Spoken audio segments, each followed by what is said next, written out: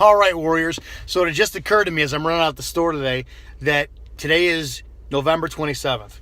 November 27th. And 3 years ago to the day, I had no idea what day it was, what importance it was for the martial arts community. It's just by the hand of God touchdown. And I decided to do a video which got me international nefarious attention, and that was the why I don't like Bruce Lee video. So it's been 3 years ago today, and I wanted to do a recap what I've learned in 3 years.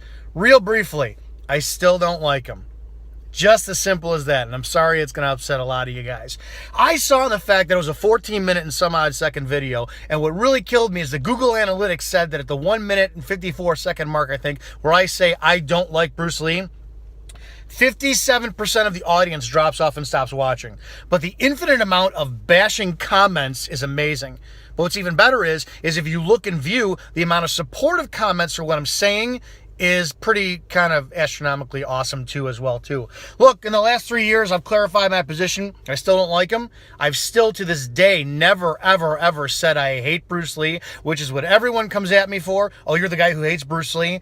I don't like the culture that he spawned. To this day, Bruce Lee is an unproven, undocumented, mythical fighter. There's not one proof, not even the Wong Jack Man fight, of anything of his skill set. You can't tell me all the way back to his rooftops in China. They're just not accounted for. It's very simple.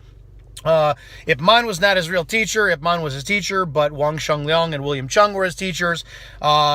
You can just go on and on and on and on. The culture that's spun by, I do think the Jeet Kune Do in itself was a great art, but I don't think he had that much to do with it. I think Dan Inosanto is probably more, should be accredited for the creation of Jeet Kune Do, but he's just too damn humble to take that credit for. I think that Dan Inosanto probably is Jeet Kune Do. Other than that, Jeet Kune Do died with Bruce Lee. It was his expression of his Wing Chun personified. And I've said it a million times, I stand by it. If you are a Wing Chun practitioner who understands and truly understands and embraces and trains in the art, you know that everything that Bruce was trying to talk about was in the art if only he completed his education. So to date, no one has been able to prove to me otherwise that he completed his Wing Chun training, which he didn't. No one has been able to prove to me that he didn't, or he had credible fights. He was a phenomenal actor. He was a phenomenal salesman. He was the epitome of charisma, but he wasn't a fighter.